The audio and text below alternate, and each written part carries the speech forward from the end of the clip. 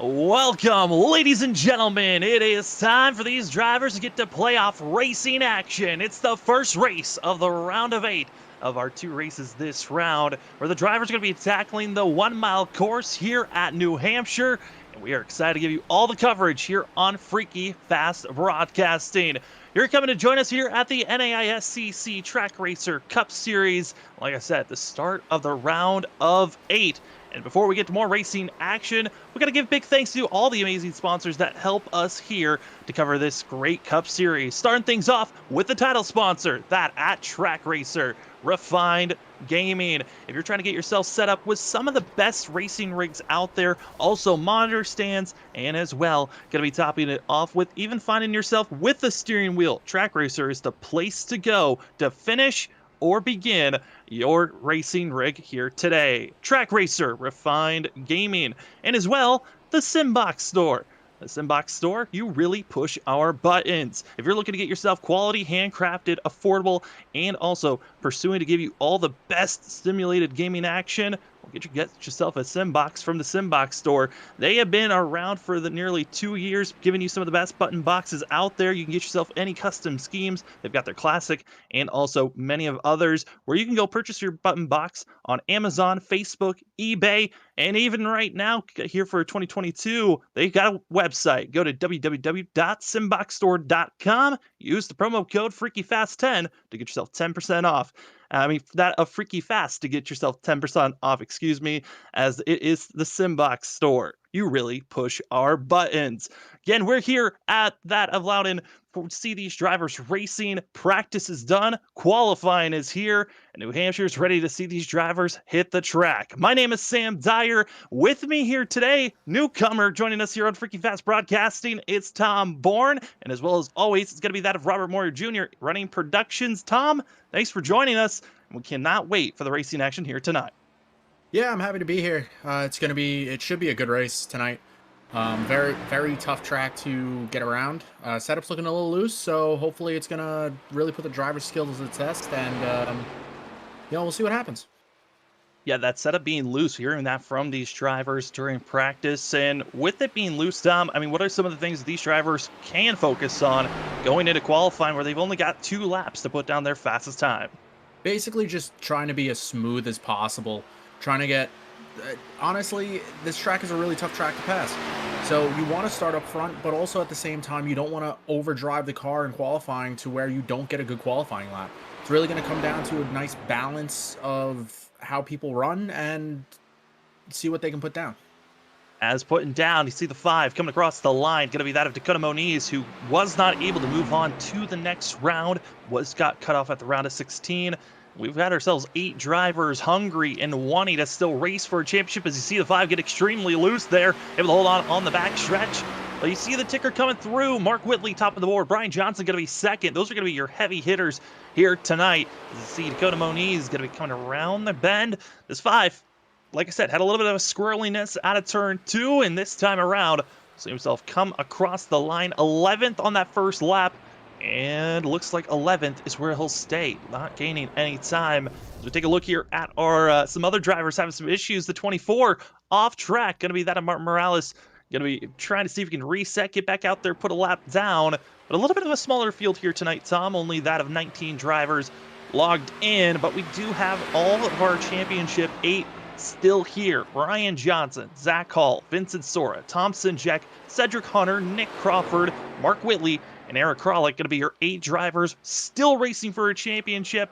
But the pressure's on as you see that of Thomas Walter into the wall. Hard contact for the 57. And that's how he's going to be ending now his qualifying session, as the 24 is going to be starting his one and only lap here for qualifying. But Tom, this playoffs, it is only 5 races. We're already 2 out of here.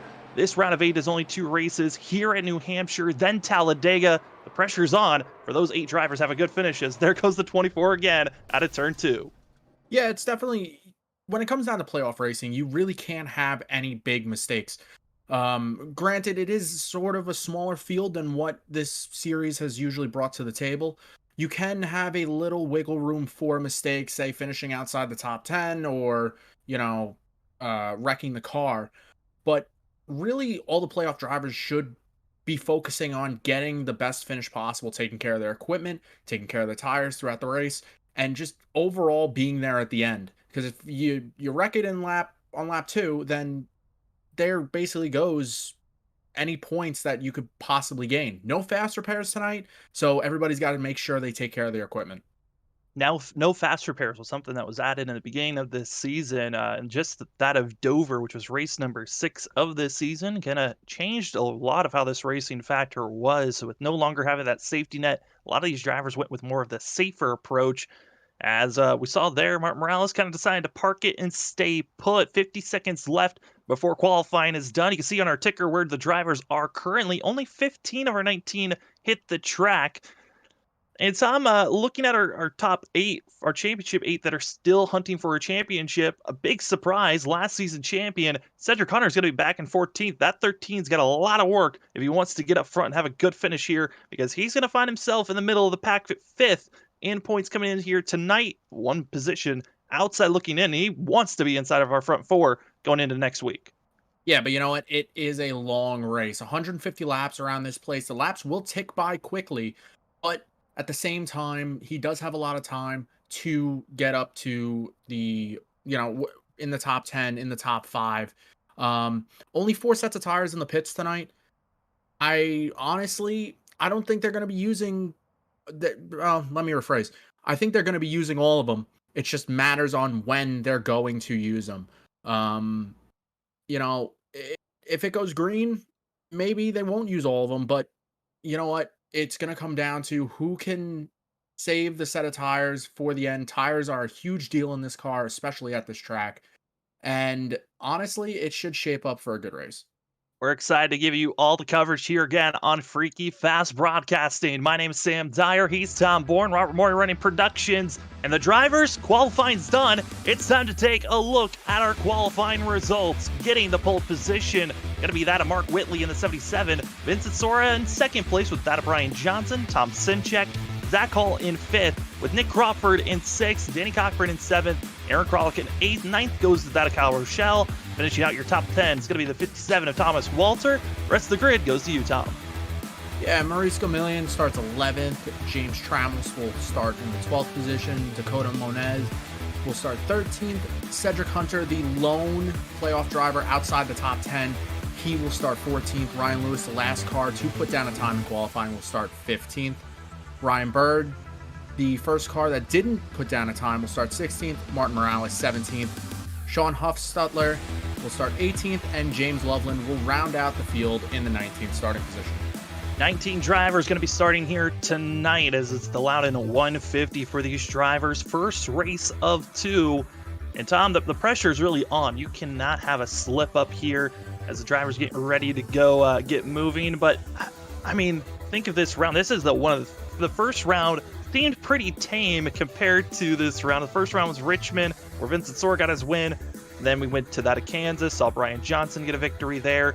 But this being New Hampshire and Talladega, to figure out who's going to the championship 4, the pressure's on to see who can survive and make it to the end. Yeah, and New Hampshire is one of those tracks that not necessarily anything can happen, but you need to be perfect. Okay? Now, you did mention you got to be consistent through this round. Well, you know what? I don't see it that way. The top 3 drivers, they can afford to have a mistake. Okay, with the small field we have tonight, and with them being at least +8 above the cutoff line, they can afford to finish outside the top 10. Would they want to? No. But they're going to be able to afford a little mistake here or a little mistake there. And hopefully, hope and pray that Dega goes their way if they have a mistake this tonight. You're hoping, though, you don't have to worry about Talladega being your redemption to make it in. You want to make sure that you get it secure here, and a victory for our top 8 is really going to be the big factor, because up front 6, they are all playoff drivers that are in our championship run. It's going to be that a scene. Cedric Hunter not up front for himself. Eric Krolik's going to be in 8th, but the pace car is off. It's time for us to get green flag racing. Green flag's in the air, and the drivers are roaring down at turn number 1. Mark Whitley, Vincent Sora. We saw him have a rivalry Monday night in the Truck Series. We'll see if the rivalry carries on as the 77 leading through 1 and 2. Yeah, and this is where drivers are going to have to be really careful. You already see drivers getting a little loose. Mark Whitley sliding it off turn 2.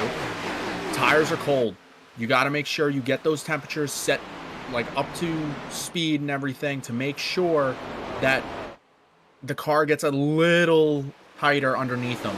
As Vincent Sora, you just mentioned him having a rivalry with Whitley, he's falling back to third on the initial start right here.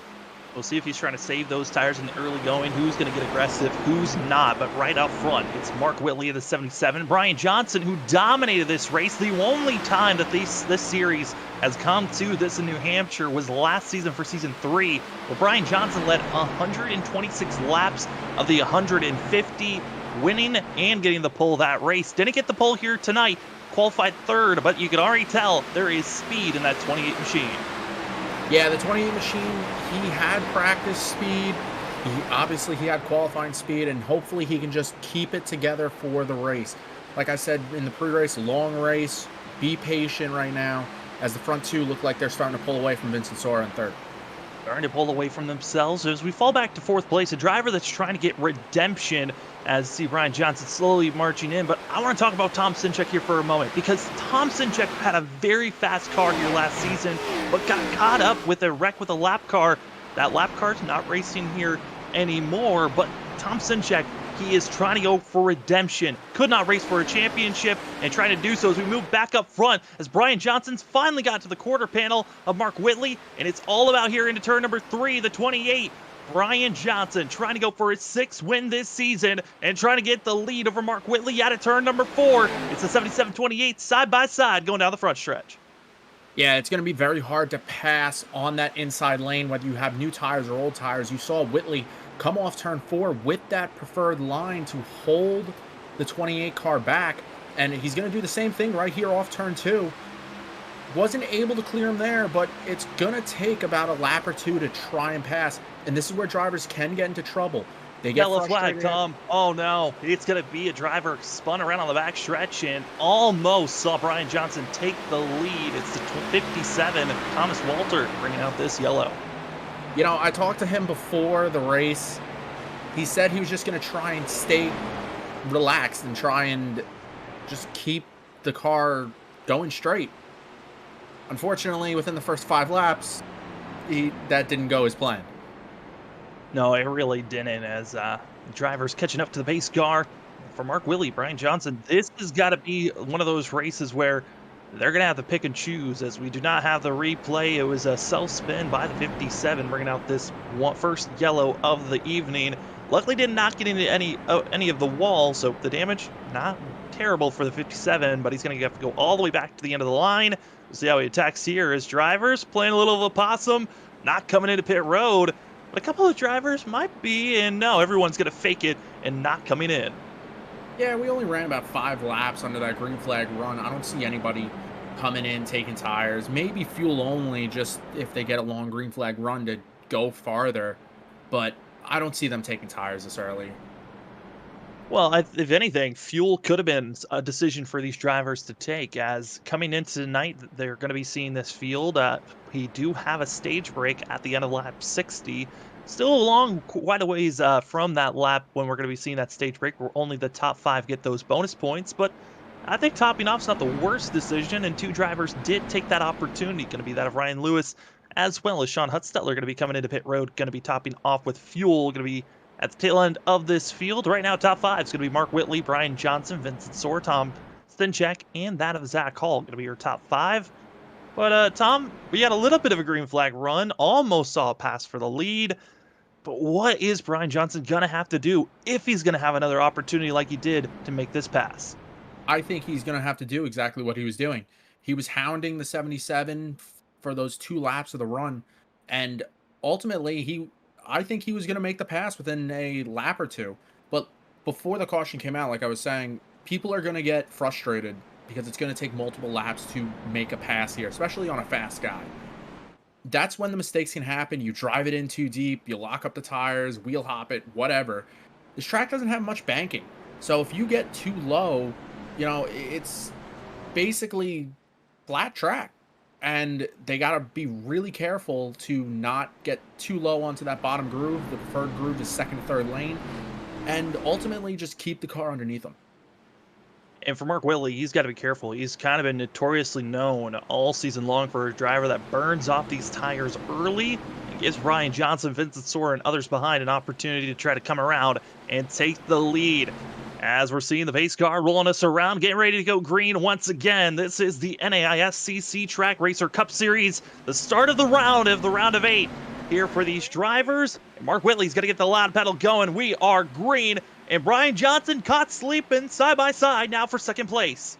Yeah, that inside line got a great launch, but you see the 28 just able to power around the outside, past clearing Vincent Sora, and he's setting his sights back on Mark Whitley. Some other drivers to watch out for that we've got to keep our eyes on that have led previously here at this track. Zach Hall, he led 10 laps here last season, as well as Vincent Sora led 10 laps last season.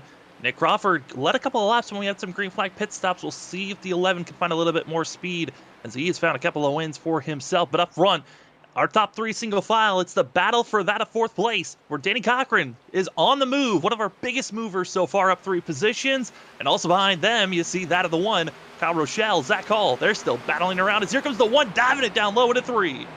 And see, that's what I was talking about. People will be able to dive down and try and get underneath them.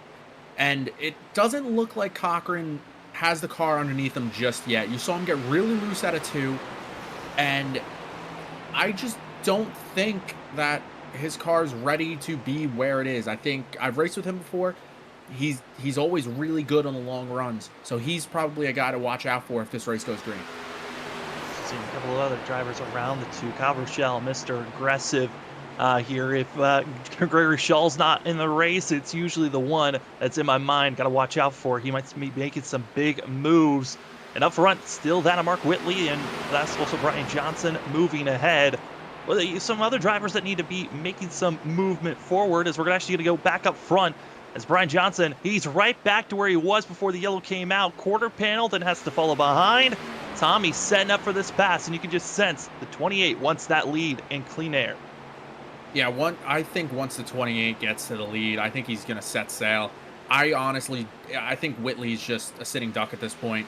I know they're on even tires and everything like that, but you can see Brian Johnson just so much faster through the center of the corner, and he's just able to carry so much more speed down. It's just a matter of time. Mark Whitley on the outside also has to be concerned with that outside wall. Going to be seeing them aggressive once again, pinching into the entry of the corner, but it's all that of Brian Johnson, almost able to clear this go around out of turn number 4, still keeping it close to the 77, and they're going to be drag racing it down the front stretch into turn number 1. Brian Johnson might have to do a very aggressive move here and dive bombs it, not able to get clear once again.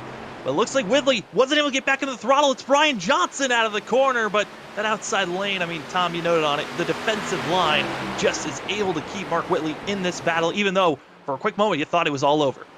Yeah, and what they're doing right now is allowing Vincent Sora to get back up to him, as it looks like the 28 is able to clear him finally off turn 4.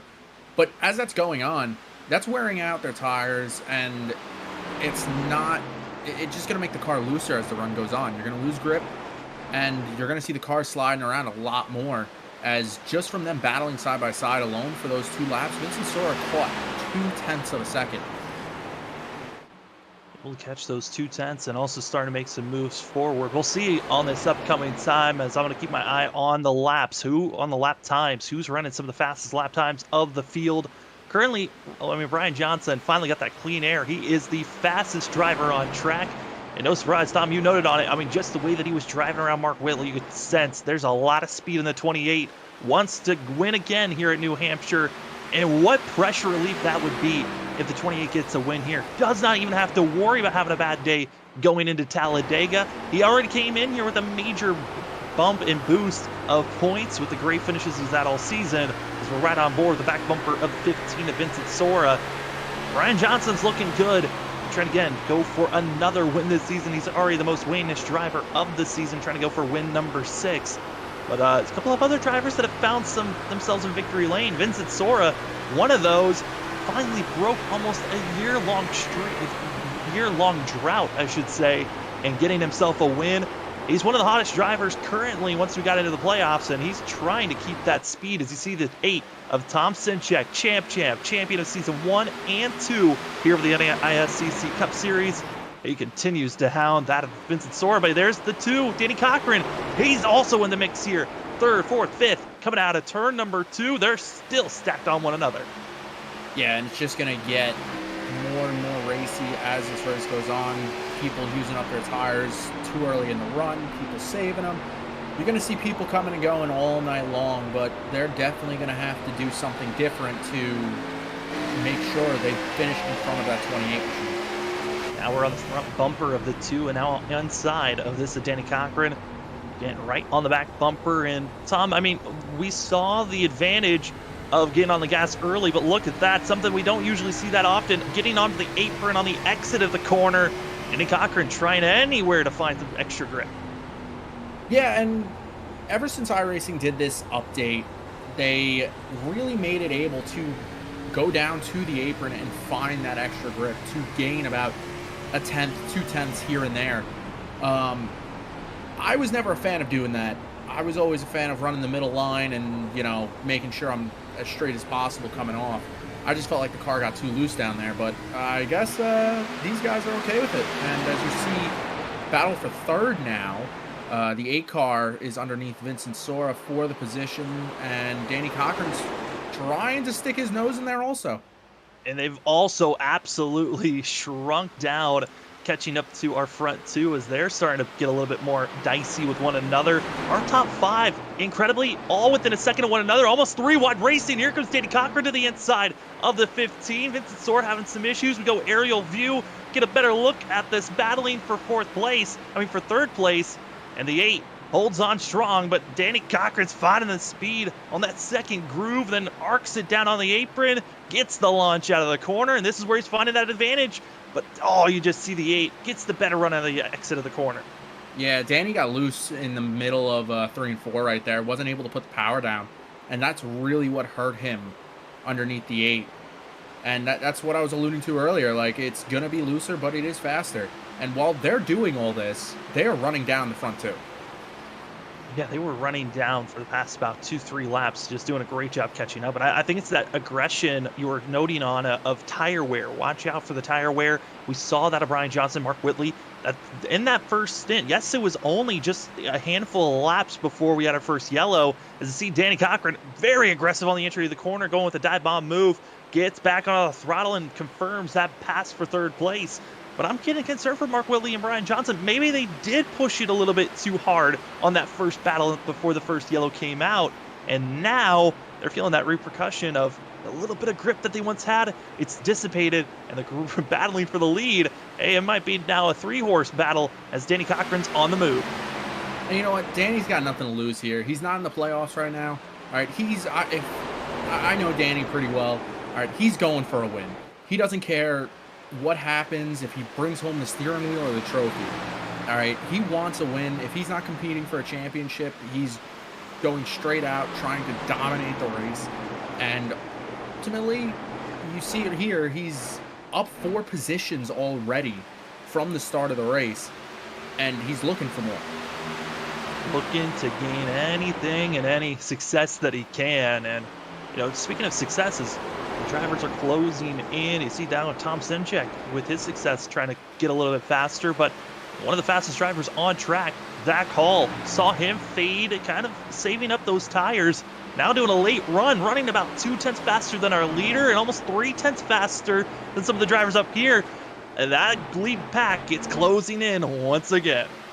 Yeah, I'm kind of surprised that Brian didn't pull away as much as I thought he was going to.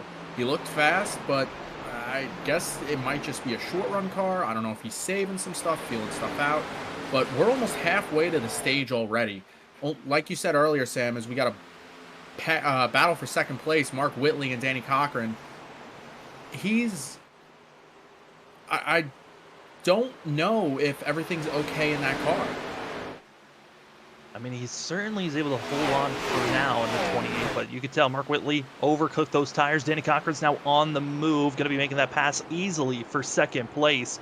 Now the question of who's going to be the next driver is the 32 getting into view, also the 11 getting his bumper into the mix of our cameras. I mean, we're starting to see our front 7 really starting to make their charge, and it's Danny Cochran that is the non-champion elite, non-elite 8 that is not a championship contender that is kind of putting a mix into this when you could see one of our 8 drivers get locked in, not have to worry about points going into Talladega. And you see now dual passes potentially here as the 8 goes down low on the 77 of Tom Sidchek on that of Mark Whitley, as well as Zach Hall trying to get by Vincent Sora out of the corner. Mark Whitley holds on, but it's Zach Hall getting the pass over the 15. Yeah, Whitley's really struggling right now. He is sliding the rear end everywhere. He probably cooked the rear tires a little too much, and I honestly think that's why he's falling back so much so quickly, and he's just going to get swallowed up by these guys behind him. You see the 8 going to be diving it down low once again. Got to be careful not to rub on one another in the entry of the corner, and you just see the 77 just so loose in the center of the corner, trying to get back on the throttle. Gets loose again, almost comes down and swiping down on the 8 machine. That is the worst case scenario when you've got a driver that's got to decide, do I dump the car into the outside wall or into the driver below me, or do I find some magic? And the 77 found some magic there to hold on and not cause a wreck, but certainly could be a potential caution if Mark Whitley is not safe here, as here comes Vincent Sora and Zach Hall, both trying to get by the 77 through 1 and 2. Yeah, he is really struggling right now as he's, wow, oh, he's in the fence. On the wall. No caution, keeps it straight. I don't think he has much damage on the right. The fender's beat up a little bit, but he might be okay. This track isn't super fast where aerodynamics mean much, but honestly, I think that's enough to get damage repaired on a pit stop, and he should be good to go. He's got a little bit of damage. I'm also going to have to check on the front bumper of some of these drivers because Mark Whitley does have a slight rear damage on top of that front right that he dinged into the outside wall. Damage is certainly there as we're riding on the front bumper of that of the 0-1 of Aaron Kralik. Kralik, probably one of the biggest underdogs coming into tonight, as he had a great qualifying run for himself up to 8th place, still staying in 8th, just trying to get his, keep the points as close as possible going into Talladega, the wild card race of the unknown. I think for this 0-1, certainly would love to get by Mark Whitley, who has been one of the top contenders, but Mark Whitley comes in 7th in points, tied with that of Nick Crawford and Eric Kralik, so you're not gaining too much by getting by the 77. Yeah, it's Sam, I think I found where that back end damage came from Mark Whitley. When he was trying to save it, Vincent Sora just tapped him, and that's what sent him into the outside wall. So Sora has a little crinkle on the right front, but it should be a couple seconds of repairs, and he should be good to go. Couple of seconds and should be good. Well, a driver that's feeling good and is on the move, one of the biggest movers of the night, of 5 positions. Cedric Hunter on the tail end of this battle that you see right now. That 13 Hello Kitty machines on the move, had probably his worst qualifying run of the season, qualified back in 14th, and now has been on the move, has cracked the top 10, and trying to get by 8th and 7th place in front of him. Yeah, you know what? I'm really looking at some of these guys coming through the field, and like you mentioned, Cedric Hunter did not qualify where he wanted, up 5 spots. Another guy I've been watching is the 56 machine of James Loveland. He pit, I believe, for fuel only on that first caution, and he's up right now 8 positions, trying to crack that top 10. He's running 11th right now. He's a guy that he could possibly get in the top 10 before this stage break is over. Oh, absolutely. Behind him, you also see that Ryan Bird and others racing hard with one another. But James Loveland, that 56 machine, think back to last season in Season 3. This New Hampshire race was the season ender, end of the regular season, see who can make it into that of our playoffs. And Loveland was one of those drivers that late in the race, with 20 to go, was up front trying to win. He was in a must-win scenario, but then caught up in a late wreck and it kind of snuffed out his chances. He was the driver that almost stole away a victory. But here tonight, also was a favorite to watch out for, but with the poor qualifying, did not come in and do a qualifying time. 56 started all the way back in last place in 19th position. done a great job. Biggest mover up 8 positions, but this stage break at the end of lap 60 going to be the most important thing for Loveland to get back into the mix, as well as we see that of Gomillion, Ryan Burr, Thomas, Thomas Walter, one of our drivers that found himself bringing out our one and only caution so far. He's done a decent job recovering up to 14th, a few positions for the 57, but this little pack of drivers, they're going to be going and fighting with one another for a while now. Going to see how they want to attack one another as well. You see James Tremmel back in 15th, the end of the line of this group. For James Tremmel, he's one of our drivers that we actually do have an onboard cam with, and for the 20 machine, I think I'm going to be excited to see how well it's going to be wheeling this track, because we've already seen our front runners be extremely loose and having to work that wheel, and this is going to be giving us a better chance of how these drivers are going to have to work with the wheel, with the 20 of James Tremmel, because Tom, being able to see the drivers in real life and how they have to work the wheel is always something fun. We added it to Freaky Fast Broadcasting earlier in the season, and we tested it in the Truck Series on Monday night, brought it over here to the Cup Series, and you can see those arms. They're working on the exit of the corner. It's a lot. It's James Tremmel on screen and going into turn number 1. Yeah, and I absolutely love that. The viewers at home that don't actually do iRacing or anything like that, it's like you're driving an actual race car. Like, it feels weird at times. Like, just the car getting out of shape and everything. You really have to work the wheel when you have loose conditions like this. It's not fun, especially with the force feedback and the wheel and everything like that. Like, it can really take a toll on your arms. And watching them wheel it around for 150 laps, it's always fun to watch, whether you're doing it in person, doing a race, or just watching on the broadcast like this. I think this is just great to have. And you saw, Tom, you saw those arms. They were working the steering wheel, got out of control out of turn 2. You can just tell the loose sensation is building up on top of feeling the pressure behind him. He's got the 5 of Dakota Moniz. He's going to be on the back bumper. And you can tell they're just trying to stay in communication with teammates, and at the same time trying to make sure you're not throwing your racer away, because there are no fast repairs. If you dump this car into the outside wall or inside wall, it could be the end of your race in an instant. Yeah, I'll tell you right now, when I'm racing, I don't like doing that at all. I hate when the car is loose and everything, basically on the edge of out of control. I'm not a fan of that. But moving on from that, we're going to move back up front. Danny Cochran has run down Brian Johnson. It is under 0.2 of a second. And I wouldn't be surprised if Cochran makes a move before this stage end to try and get those 5 points to maybe try and help somebody in playoffs right now that, won't, basically try to keep the gap close is what I'm trying to say.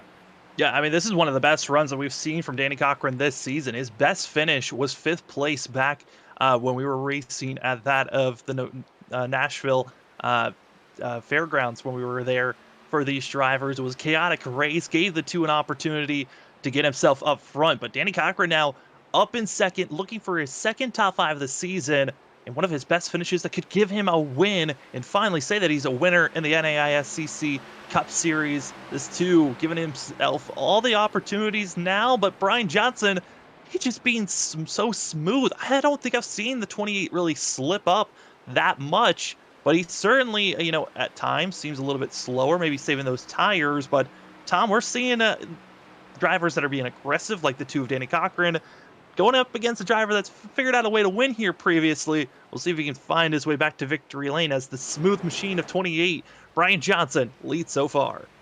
And Sam, you mentioned him earlier in the race, having one of the fastest cars on the track, and he still does. I'd watch out for that 3rd place machine of Zachary Hall. He is slowly reeling in the front 2, about 1/10 a lap. He could be a guy that could possibly win this stage, and to look out for after the stage break to possibly win this race. Yeah, I'm also looking at, some of the fastest laps that we've seen here all night as the 2 still closing in. But for Zach Hall, he ran one of the slowest best laps of the night of our drivers that are in the top 10. He ran a 30.2 compared to Brian Johnson's fastest lap, which was a 29.8. That is a 5/10, I mean, that is a 3/10 difference on the fastest lap. And I got to say, for that of Zach Hall, those 3/10 in the short run, yes, he's slower, but you can tell the longer this run goes on, the faster the 32 is compared to the rest of the field. Yeah, and he's cut it down to almost a second behind the race leader. 1.1 seconds at the line, still faster than both of them by about a tenth. So I'd watch out for that 32 car to make it interesting here at the end. Zach Hall looking for another win potentially for himself. Only has one, and that was back at Auto Club. Really the race that changed his whole entire season picture. As we also take a look at the manufacturers. Chevy, the biggest, the car that everyone feels the most comfortable with in this series. Got a couple of Fords and also a couple of Toyotas, but it's all Chevy up front in our top four. But for Zach Hall, that one win at Auto Club, he had such a poor start to the season. Started off with being in 32nd in points after our first two races, then wins at Auto Club, and it has been kind of a switch flipped, and he has been up front, been consistent, has that of the tied with the most top fives with 10, and also can be second, tied with the fourth most with top 10s with that of 10 as well. And so Zach Hall, if he's going to finish up front, he's going to finish in the top 10. I mean, in the top 5 every time. And he's been Mr. Second Place a lot this season. He's been coming up shy to Brian Johnson so many times. He's hoping that he can come in and break the curse that he's been having and get his second win of the season. But he's first got to figure out how to get by this 2 of Danny Cochran, who's going for his first win of the season, trying to go for his second top 5. You know, Sam, going off that, so basically what you're saying is if the 32 car finishes in the top 10, he's going to finish in the top 5. Yeah, that is exactly what what he does every single time. It's baffling to see. You don't usually see that type of consistency with a driver. Usually you see, 10 top 5s with 14 top 10s. And you see a couple of off nights, but right now it's all Zach Hall. If he's going to finish in the top 10, it's in the top 5. And right now the closest battle of the drivers that are in the top 5 is for 4th place. You see the back bumper being hounded and almost pushed on the front stretch. Vincent Sora is making Tom Sinchek's night here in the early portions a headache as we got 10 laps to go here in stage number 1. Yeah, Sora has really found something on this long run. He's really starting to diamond the corners, and I think that's where he's finding most of his speed. Same with Danny Cochran and Zachary Hall. Tom Sinchek really hasn't been doing that. He's kind of been chilling on the middle line. Ooh, close to the wall there off turn 4. But as they're side by side going down to turn 1, and there's a caution. Oh, Rack gonna be in through 3 and 4, I believe. Actually, don't take that back. That's 1 and 2.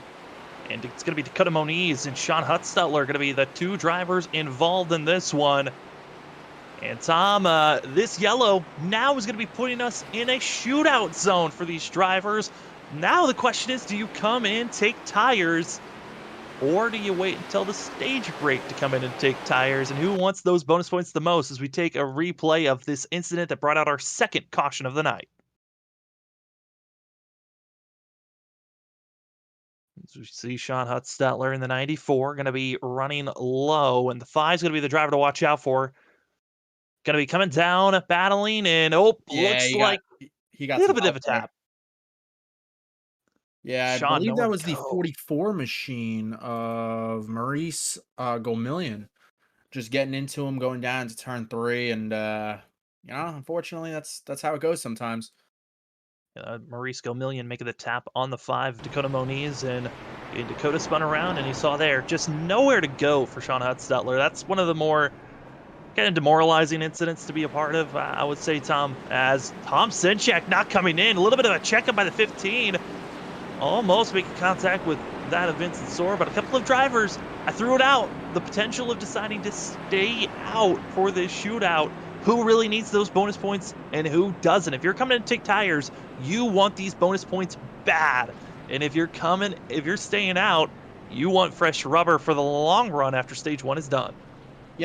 I have been in this situation before. I hate being put in this position. We're going to restart with probably around, I want to say 5 or 4 laps to go. And, Brian Johnson and the guys that stayed out, they're going for stage points. There's no doubt about it. I think the guys that pit are obvious. Obviously, they have to stay out at the stage break caution. These guys that didn't stop here are going to pit, going to get fresh rubber. I personally think they're going to try and save their tires right here in the 5 laps that they're going to run at the very most. And they're going to try and keep them as pristine as possible for that after stage run and just get the track position. Like I said earlier, this track is hard to pass. It's going to take a couple laps to possibly make a pass. And honestly, only 5 cars staying out. I think this is a good call. I think Danny can get some stage points. Zachary Hall could get some stage points. Even Vincent Sora probably restarting here in, I believe, 8th position. I think they all have a chance to get back in the top 5, at least 2 out of the 3. It's going to be very difficult for the drivers that stayed out. I think they're completely sitting ducks, especially on the fact that there is such a major drop-off on the tires. You're going to be seeing 54-lap tires compared to freshies that these drivers just got. Again, that is 6th on back, all with fresh tires. We'll see how well the front runners can hold off because it is going to be a 5-lap shootout here.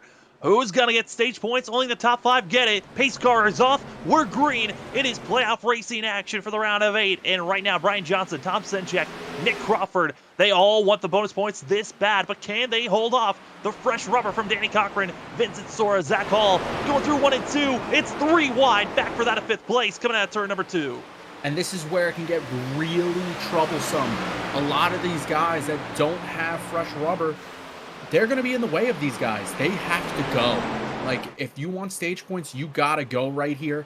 And it could possibly spill trouble for someone and collect a playoff driver's, just end it right there. I mean, right there, they almost went 4 wide on the straightaway. It's going to be that of Danny Cochran already blitzing up to 2nd, 3 wide for 3rd place as we ride on board with that of Vincent Sora. Sora, great run. Zach gets loose, but it's all the way side by side for the lead. That of Danny Cochran going to be leading the way right now as Vincent Sora follows him behind. And Tom, those fresh tires just trounce those that stayed out. Yeah, and you could just see, like, it's a 54-lap difference. It looked like Danny Cochran and Vincent Sora just passed Brian Johnson standing still. It wasn't even close, but you got to remember, for the drivers that are decided to stay out, they're going for the long game. They're thinking about after this stage. There's no more stage breaks. You just race it to the end, and they're going to be having themselves that of a 6 to 7 lap advantage of tires once we go green once again, because I'm not expecting these drivers that took tires on this most recent pit stop to take tires at the stage break. We're 2 laps to go here in stage number 1 here at New Hampshire. And right now, Vincent Sora, Zach Hall, Cedric Hunter, Aaron Kralik going to be here in top, going to be up front, that are going to get those bonus points that are so impactful. But Danny Cochran in first. He's maximizing, going to be going for those 5 bonus points, but he's not in the playoffs. He's like snuffing out the other drivers that are really pleading and needing all these points. It's coming out of turn number 4. It's the white flag here for stage number 1. The big thing is right here, Brian Johnson is out of the top 5. He's not going to get stage points here unless somebody crashes on the final lap of the stage. So that's going to, with Vincent Sora, Zach Hall, Cedric Hunter, and Aaron Kralik, they're all going to close the gap to Brian Johnson. As off turn number 4, Danny Cochran will take the green and white checkered flag, and he wins the stage. Gets those 5 points. Doesn't really help with much, but it's a bragging rights type of thing. Vincent Sora finishes 2nd in the stage, Zachary Hall 3rd, Cedric Hunter 4th, and Aaron Kralik finishes 5th, rounding out your top 5. And all those guys will get stage points to help towards the playoffs, except for Danny Cochran, of course. Yeah, Danny Cochran kind of just being spoiler out there, and that is his goal of the whole entire night. How do I spoil these playoff drivers that are hunting and hounding? Well, we're expecting most of these drivers just to come in, take fuel only on this stop, so it's going to give us a time. Step aside. You won't miss a thing as we go nonstop action here at Freaky Fast Broadcasting. We'll be back in just a few.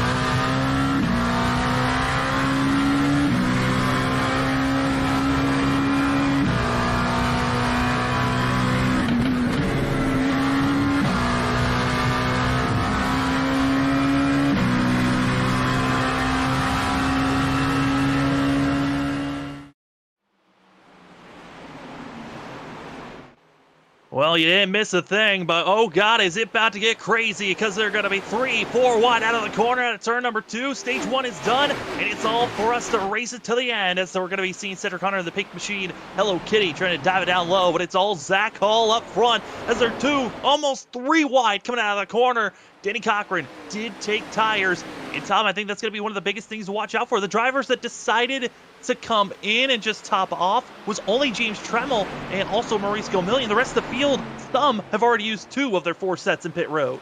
You know what? I think they're waiting on a long run like they had at the beginning of stage the first stage and only stage. You go another 50 laps, it brings you to 110, 115. Use 1 more set of tires. If you get a caution towards the end, you throw the last set on and go. I think that was a great move by the 15 to come in, get tires, and go on their merry way. And Brian Johnson, because he was expecting these drivers just to top off with fuel, he is now going to be on the same set of tires, trapped back in that of finding himself in 4th place, but trying to make some big moves as he's got Cedric Hunter following behind. As right now, I mean, it is all Zach Hall, side-by-side for 2nd, side-by-side as well, going to be back for that of 4th place, and all that of Vincent Sora, that Danny Cochran teammates still hounding with one another, and the 2 machines going to be doing everything in its power to try to get by and trying to kind of snuff away any type of victory here. It's all about the win and glory for the 2 of Danny Cochran, but for Vincent Sora, he almost gets absolutely wiped out by the 2 as they come down the backstretch. Brian Johnson, Tom, he's on the move, lurking in 4th, and you could just get a sense that 28 is getting ready to pounce on the 2 drivers ahead of him. Yeah, but you know what? That's the thing. We saw this at the beginning of the race. He was fast on the first maybe 10 laps or so, and once it got to that point, after that 10 laps, we have a battle I believe a pass for the lead. It looks like Danny Cochran clears Zachary Hall, as it is just 4 cars under a blanket right now. Yeah, I mean, Zach's got to be careful. He just got bumped and run, moved out of the way by the 2, and he's got to be careful because he is on older tires, 6, I believe actually 9 lap older tires than the rest of the field. So the 32 is in a deficit. He's got to figure out how to just hold off. He's done a great job so far, but those older tires at some point are going to fall off, and he's already feeling it as Brian Johnson's right on the back bumper, almost giving contact at turn number 2. I think Zach's doing the thing he did in the first part of the race. He's letting the tires stay cool for a little bit, not wearing them out too much. Didn't battle Danny much, not battling Brian much. I think he's just going to hold as he gets really loose there. Wow, what a save. I think he's just going to relax, let the car come to him like it did in the first 50 laps. Yeah, he's going to get right back into just maybe letting Tom Sinchek go, but I don't think he's going to be really wanting to lose too much ground to our front 4. Big surprise in my eyes. You see the Tide machine in the 0-1. Aaron Krolick's doing a great job cracking inside of the top 8. And also James Loveland going to be back in the mix of things. Those are 2 drivers that were pretty quick, getting some mixy, but they had to make so many passes to move forward. They lost ground to our leaders, and with the stage break caution, they're now back into the mix here as we ride on board with James Loveland, trying to figure out how to get by the 0-1 of Aaron Krolick, and at the same time, also having that of Kyle Rochelle to his inside. You know, while you're watching that, I was watching the battle for 3rd. Cedric Hunter is the fastest car on the track right now. He blew by Vincent Sora for the 3rd position, and now he's setting his sights on the 28. I was not expecting that 13 car to be this fast right now. I mean, as we hop on board with that of Cedric Hunter, Hunter is, kind of sneaky quick when we come to these shorter tracks. I mean, I would say New Hampshire is one of these super speedways of short tracks, such a long straightaway that you can utilize the draft going into these corners, but for the 13, he is always fast at the short tracks. Almost got a win at the Nashville Fairgrounds, and hoping to get a victory here, even with the poor qualifying. Again, qualified back in 14th, one of our slowest drivers that put down a time. And Tom, he's now there. He's on the back bumper of the 28 of Brian Johnson, and Johnson's got to get going because those tires, I don't know if they're going to last throughout this whole entire stint just because of how much aggression he puts on the rear tires. And there he goes, the 13 to the inside in turn 3. And Hello Kitty is not taking any prisoners tonight. I'll tell you right now, that cat is on the move. He's No pun moving, he's intended. grooving, and he is certainly wanting to make his presence known. Our Season 3 champion, hoping to get the lock in here tonight, winning here at New Hampshire. Again, our Championship 8, if they win here, they are automatically locked in to our championship race that will be at that of Chicagoland in 2 weeks. But if you do not get a win here tonight, if you're a part of our Elite 8, then you're going to be finding yourself having to point your way through Talladega, the unknown, and you never know when a driver's going to be collected in chaos. As you see, a driver that is dealing with chaos as we stay on board with the battling for second place and for the lead as our front three all within a half a second of one another. But you can see that black and gray and red of the 32 of Zach Hall periodically. He is being hounded by the 0-1 and Loveland and also the one machine of Kyle Rochelle. Those drivers are battling now, giving, a little bit of gap between 6th and 7th position, but Zach Hall's got to be careful. Those older tires is going to put him in a very precarious spot here in the next 5 to 10 laps. Yes, it definitely will, but he's got to ride it out. These tires will even out eventually to the point where if he's taking care of them, he'll be just as fast as the guys that took fresh tires that last time. But right now, he's just trying to hang on. Just hang on, hold on to your seats, hope that you can make it to the end. As I'm looking at this, as we're looking at this battle right now, I think the biggest surprise, Mark Whitley, who had lost so much ground in that long green flag stint that we had in stage 1, all the way back in 10th place for our pole sitter. And that is kind of one of the scariest spots for the 77. He's one of the furthest down of our Elite 8 drivers that are still in the playoff hunt. And he's got to find a little bit more speed as you got Brian Johnson, Cedric Hunter, Vincent Sora, Tom Sinchek, Zach Hall, Aaron Kralik. They're all up in the top 10, and they're all almost inside of the top 5 as Danny Cochran's leading the way up front. Yeah, and the guy I'm looking at a little bit behind him, tied with Mark Whitley in points, is the number 11 of Nick Crawford.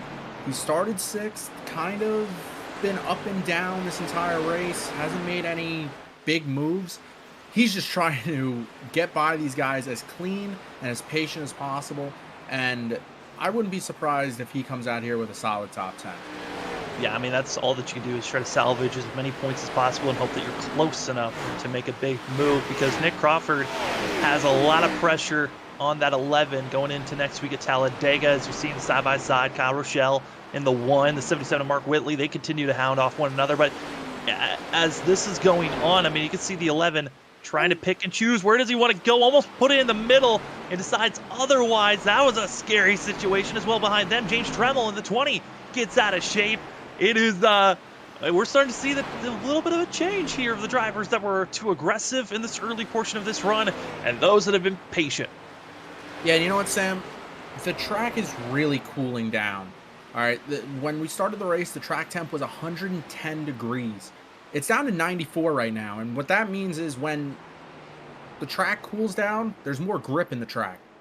So you're not really going to see these guys, fishtailing it like they were on the first 20 laps of the race. The cars are going to be more secure, and that's why the speeds have picked up also. Starting to pick up. I think also what helps is that mostly cloudy in the wind. That's going to be causing the cloud coverage to really change throughout this race, and that's why we've seen the track cool off throughout this run as we're watching the battling currently for 12th place. You got Ryan Bird in the 49 and also that of Thomas Walter. Ryan Bird hasn't shown up that much this season. When he does, everyone cheers because they love seeing Ryan out on track. But for Thomas Walter, a driver that was involved in our first accident of the day, a little bit of front end damage still there for the 57. Just going for a survival race here tonight. Thomas Walter in 13th, starting to fade and lose ground. 49 pulls away. Yeah, I don't know where Thomas got that damage from. I don't think he's been in any other wrecks besides the self-spin, but I don't think he hit anything during that time. So he might have hit somebody on the restart or in the corner or something, but that's definitely going to hurt the car moving forward. Yeah, you don't really want any type of front-end damage. That means that there's a potential of engine damage, low power, especially here at short tracks or any track. You do not want to see, as that will be costing you time, potentially putting you a lap down. Do want to give note, you do see it on our ticker all the way at the bottom, Sean Hutzstutler is done for the night, as he had left 30 laps ago before stage 1 was done. And some other drivers that are struggling right now, that of Martin Morales in the 24, going to be back in 18th. 17, almost 18 seconds back from our front two that are battling strong with one another, but about a little bit, less than halfway is the difference between the 24 and our front two. Not expecting really lap traffic to be too big of a factor until we get around lap 120 to 130, when we are expecting these drivers to already be done with their green flag pit stop. Some other drivers of note here, you see the 41 rookie here of Ryan Lewis, as well as Dakota Moniz, who's involved in our most recent yellow, the 5. Not really where he wants to be, qualified just a position ahead of where he's at currently in 13th, and really just hoping to get all that he can out of this race. We've seen the 5 have a really rough first half of the season, trying to carry a little bit of good momentum as we get closer and closer to the end of the season, try to carry that into season number 5. As for Ryan Lewis, it has just been a learning season for the rookie, learning out different ways to attack and race with the drivers around him, and also, just take little nuggets of knowledge throughout every week. Yeah, one of the biggest things for me when I first started racing in leagues around people was to find the fast guys and study them. You can learn a lot by racing around guys faster than you, and you can learn a lot by studying those fast guys, asking for tips or anything like that to try and make yourself better. And ultimately, that's worked for me. It doesn't work for everyone, but I think Ryan Lewis is doing a great job battling with the big guns in this league. And honestly, I think he could get a top 10 points finish in season 5 if he does decide to return next season. I think he'll get to that point, honestly. The next season is going to be exciting. Actually, changing to the next gen cars is going to be something that I think a lot of the drivers are excited to change up. I think at the start of the season, there was a lot of discussion for season 4. Where were they going to stay with the current Gen 6 or move on to the next gen? They decided to stay with the current gen, where there haven't been any changes aerodynamically really to this car until just a few weeks ago, and now the drivers are starting to feel a little bit more of a change, starting to see, excited to see what the aero package is going to be like going to a super speedway race, where we might see a lot more side-by-side racing. That's what we want to see. Is yellow's out, and it is trouble out of turn number 2. It is the one, that of Kyle Rochelle, going to bring out this yellow. And he was having a solid day, too. He was running inside the top 10. Let's see what happened here. Let's take a look at the instant replay. And this, Tom, just looks like a classic self-spin. Just no one around, but parting the throttle too soon in the center of the corner and just loops this one around.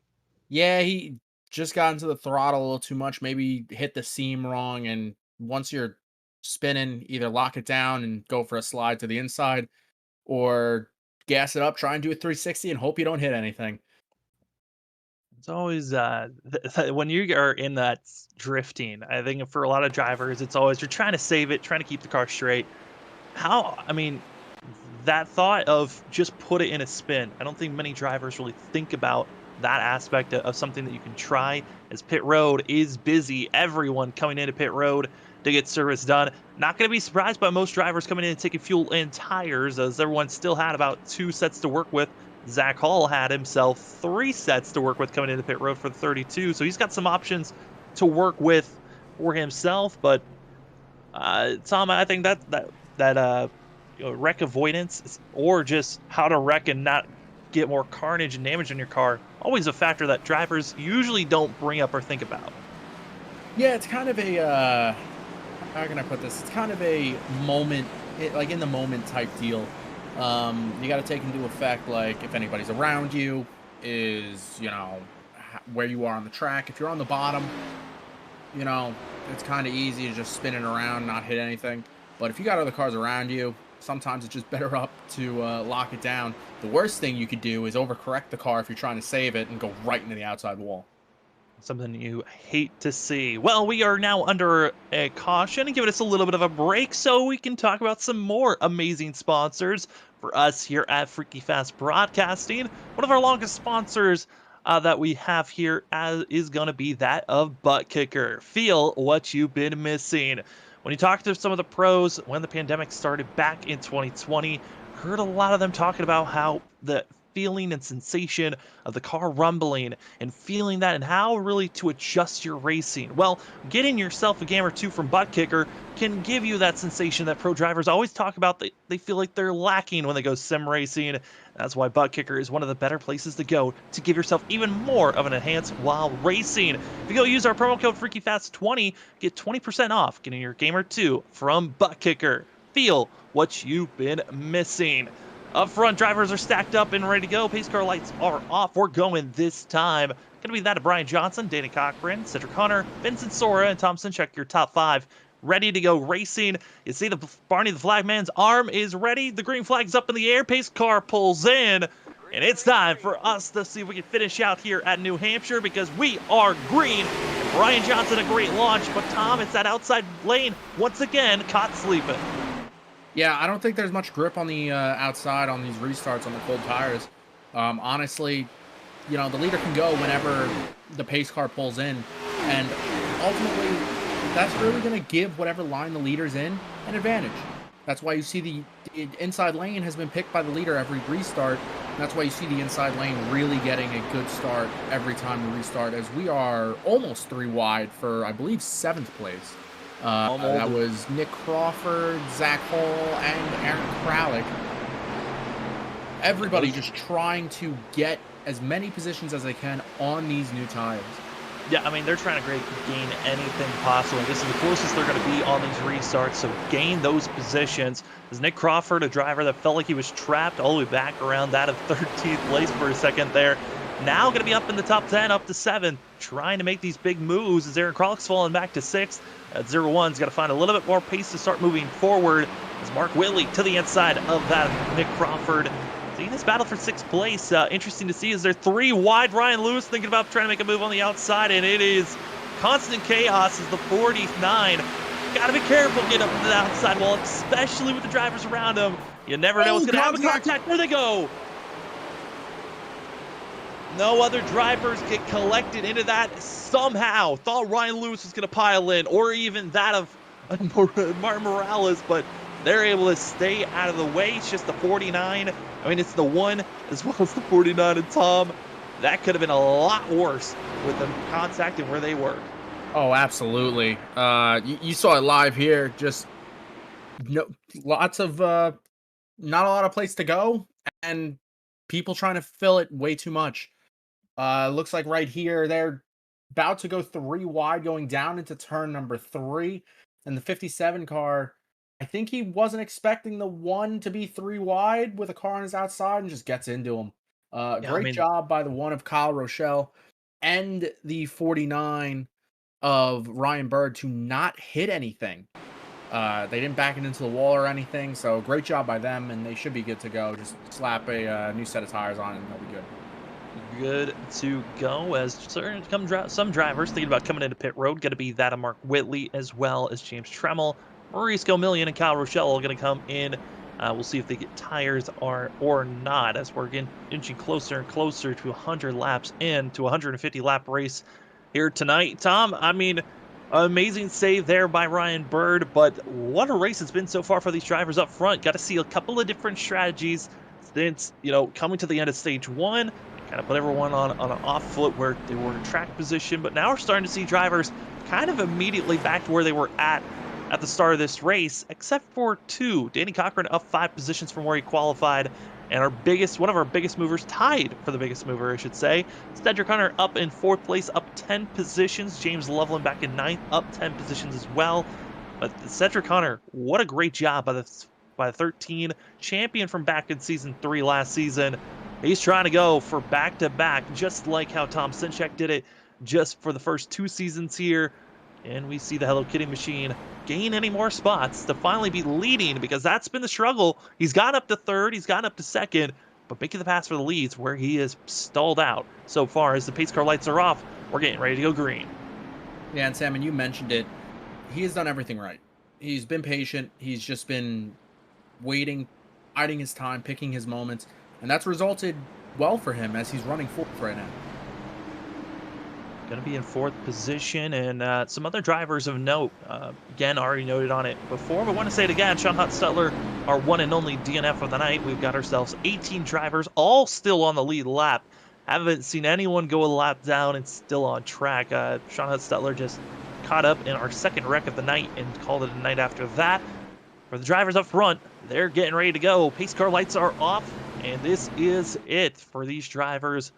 Who's going to be getting the win here? Could it be a non-playoff driver, or will it be one of our Elite 8 to lock themselves into the Final 4? We'll find out as we are green once again.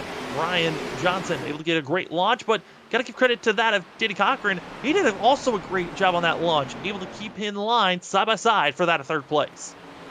And that's what Danny really needed to do. He needed to stay with that 28 machine. He knows he's faster than him on the long run. Just keep him in distance on the short run.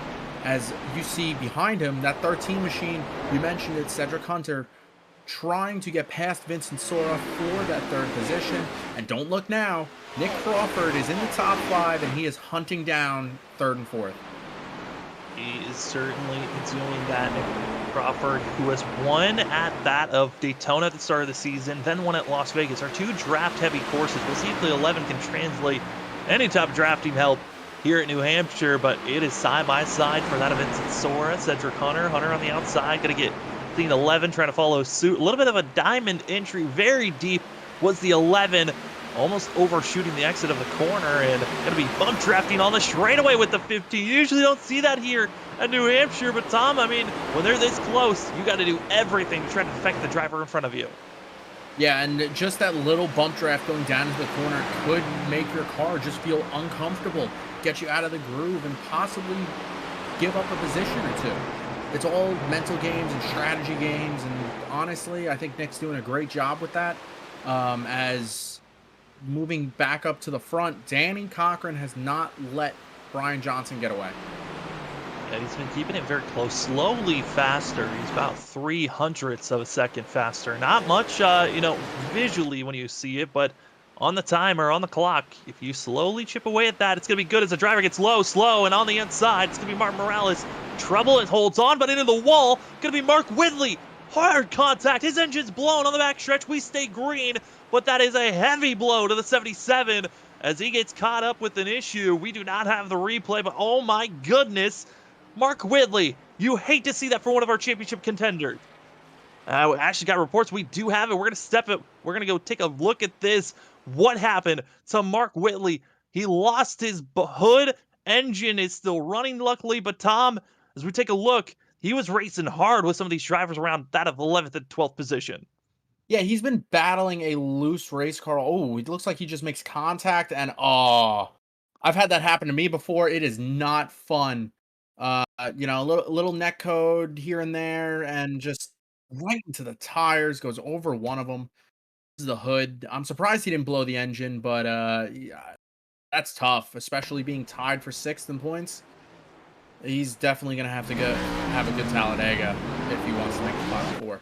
Yeah, this is going to be one of the worst starts he could ask for here for this round, and luckily was able to get moving off the tires. I think that was the biggest scare. If he was stuck and trapped, he would not have been able to really, he would have been forced to take take a tow, and then with no fast repair, he was going to have to just sit in pit road and get damage repaired for a while. As right now, he's going to be back in 16th, hoping for other mistakes for some of our other front runners. But he's going to have to ask for a little bit of help and maybe some grace. But as we move up to the battle for third place, we find that is Cedric Hunter, Vincent Sora, Nick Crawford, and Tom Sinchek all battling for third.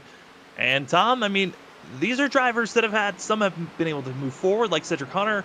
Others are just staying stable in the top 5, like that of Vincent Sora. So this is one of those races when it comes to those mind games. Have you saved enough? Do you need to get aggressive? What do you need to do? And hope you got all that information that was necessary in the first half of this race. Yeah, I still think it's too early to be aggressive. I know we're under 50 laps to go, but I would start pushing I would, turn it up a little bit with about 35, maybe even 40 to go. Because you know what? You could still make mistakes, and it could still cost you.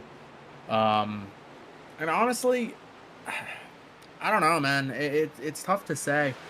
But you know what? I think right now, if whatever you got, you got. It's going to be really rare to get another caution with how this race has gone.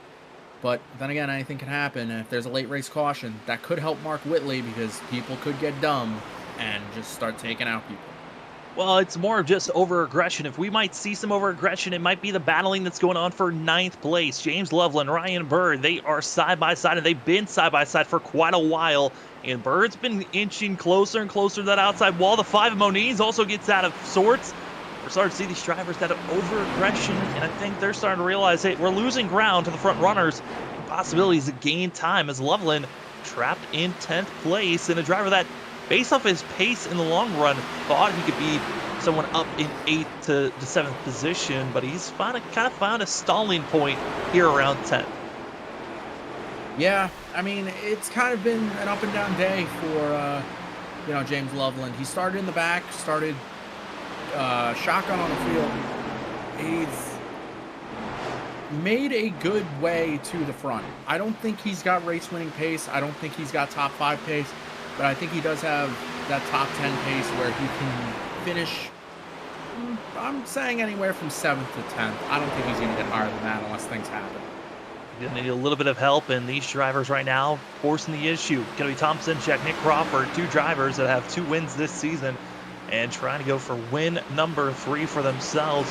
For Tom Sinchek, he's got such a, for this season, didn't get a win last season, was hoping to get some type of great run this and try to rebound from the way that season 3 had gone for the 8 RS Racing, and really for Tom Sinchek, he's done a great job. Won at Pocono earlier in the season, such an emotional win for the 8 that was racing for his friend that had just passed away, and getting the win for himself, then also finding victory at Michigan.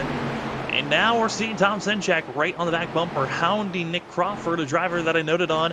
1 at Daytona, 1 at Las Vegas.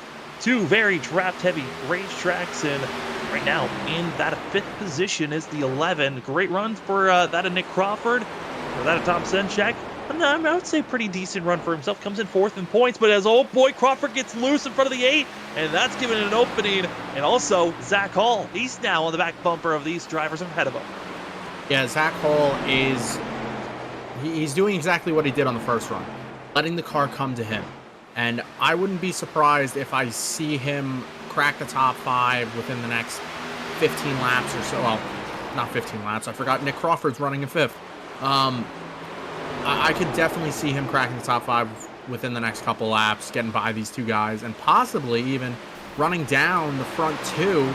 As we got a battle for the lead right here. Danny Cochran's underneath Brian Johnson. And coming out of turn number 4, going to be the 2 on the apron, getting a little bit of help from the grip, and now drifting up to the quarter panel, but in that outside lane, Brian Johnson just carries too much speed.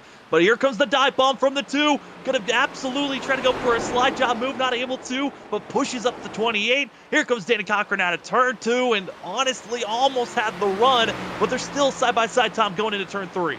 Yeah, if Danny can really send it down to turn 3, he should be able to slide up in front of him, park the car in front of Brian. Can't get it done that time. Actually, that's close off the corner. Danny's going to give him the room, though. Giving the room, racing respectful, and this is going to give another opportunity for the 2. He's much more space to give. Throws it up, like you said, moves up in the 28, parks it in the center of the corner, slows down Brian Johnson, now in the preferred lane on the back stretch, and there goes the 2. Trying to keep the lead, but they're still going to stay side by side. Johnson, will he be aggressive? Throws it in. Contact Between our front 2. Brian Johnson holds on, and just like that, a body slam for the 28 to take back the lead. But Danny Cochran's still there. Tom, a little bit of retaliation might be in the mirrors of the 28. You know what? I don't think Brian was too happy about Danny just parking it right in front of him, coming off turn 2. And I think that was a little like, hey, I'm not happy about that. But Danny doesn't forget those things. Danny, I know Danny, that's a clean move in my book. And, maybe the 28 just got out of the groove a little bit. But definitely Danny's not happy about that. All the way down practically to the grass. That go around with Danny Cochran trying to cut bits to just cut this track as much as he can. just minimize as much distance as possible, but the run out of the corner goes to the 28 and down to the apron again. I mean, Tom, we noted on it, it was more so on the exit of the corner where these drivers would go down to the apron, but Danny Cochran's going all the way in the center of the corner, maybe practically going up against the grass to find some speed. Yeah, he's trying to find whatever grip is out there, and he's got a great run on the 28 coming off turn 4 because of that. I don't think him going down to the center of the corner to the apron is really helping him much. I think he's just got to go back to his normal line like he does right there, down to the apron, off of the corner, and he's sideways off too underneath the 28. Finally having a good run. He's now going to be able to have an opportunity. Going to full send it down into turn 3. Goes low, doesn't drift up, and that gives Brian Johnson here the opportunity out of the corner. Clear is almost the 2, almost smacking one another coming out of the corner, but you can see Danny Cochran trying to be as respectful as possible. Coming down into turn number 1. 2 wasn't as aggressive that go around, and I think, Tom, we're starting to see Danny Cochran, he's found a little bit more grip and clearing out of turn number 2. That was a power move by Danny. I think he realized that he didn't want to jump in front of the 28 again with another slide job, possibly getting the 28 underneath him to door him again. But great move by Danny, showing off the raw power of his car.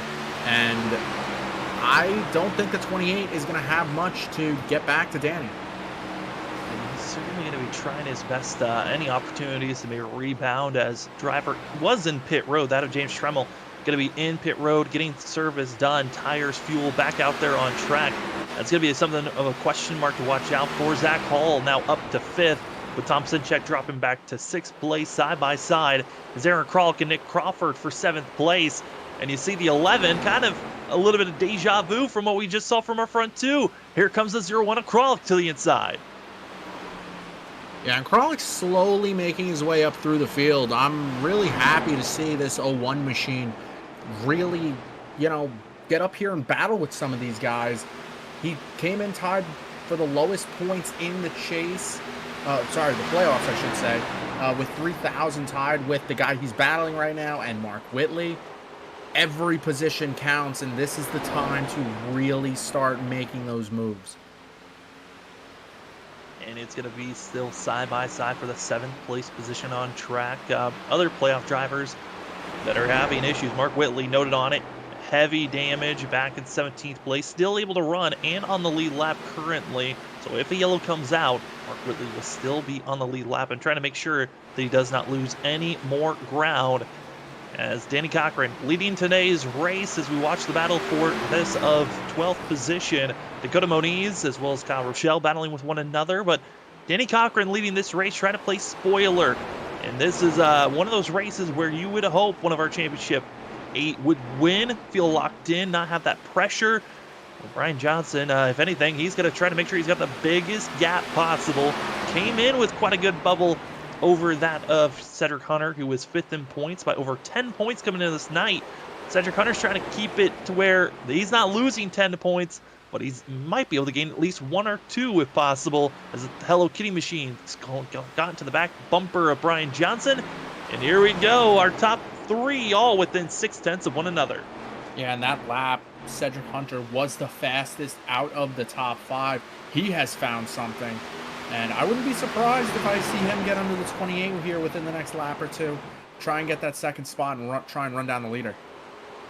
Gonna try to find a little bit of extra speed. Where can the Hello Kitty machine find it? As laps tick it away, 26 laps to go. And as we're seeing a little bit of advantage going to Cedric Hunter, trying to go on the back bumper.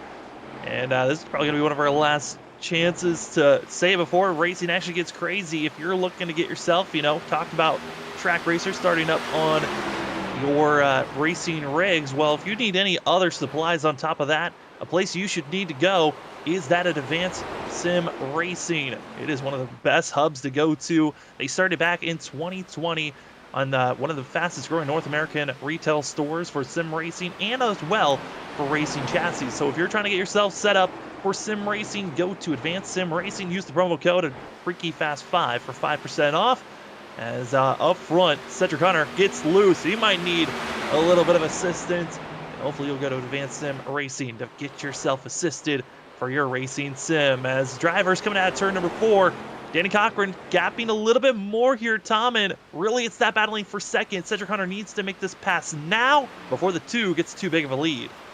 Yeah, and you mentioned it earlier. Danny Cochran coming out here trying to play spoiler. You know what?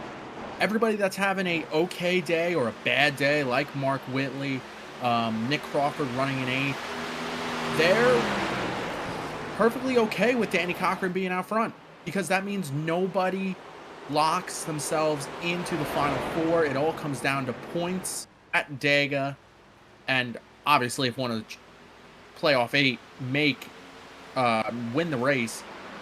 As moving back, Cedric Hunter is all underneath Brian Johnson trying to get that pass done. But a guy I've been watching as this battle goes on, Zach Hall is the fastest car on track.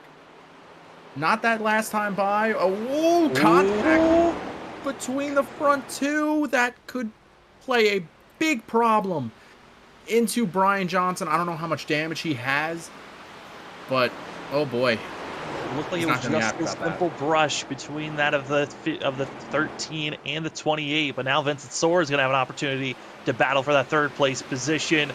And Cedric Hunter and Brian Johnson last season for season 3 were teammates, but some rulings and changes came out, kind of had to force the Category 5 esports team to split up. So Brian Johnson made his own team, made Magnitude 9, and right now, former teammates make contact, and now newest member of Category 5 coming into the new year, and not officially under their banner here for the NAISCC Track Racer Cup Series, but giving assistance, giving some allies. The 15, Vincent Sora, closing in on Brian Johnson for that 3rd place position as they go into turn number 3. Tom, we're coming up to 20 laps to go, and Danny Cochran's going to be feeling good, but Cedric Hunter with a little bit of a bump to the 28 earlier.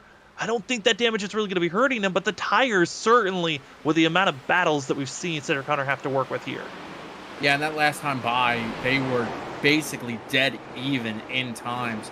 Cedric Hunter trying everything he can to run down that 2 machine, but honestly, I don't know if he's going to be able to do it. They're basically running the same exact line. Cedric Hunter a little higher than Cochran, and I think that's what's keeping Danny running in front of him.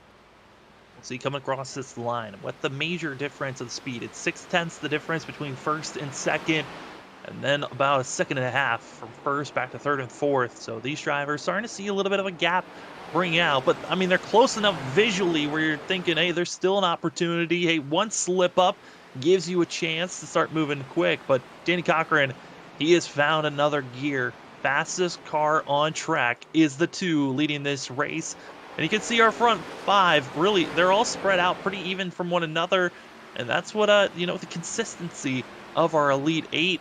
And you've got to be questioned for Danny Cochran, the what ifs, because Danny did make the, make the final 16, made the playoffs, just didn't have enough points after an off week.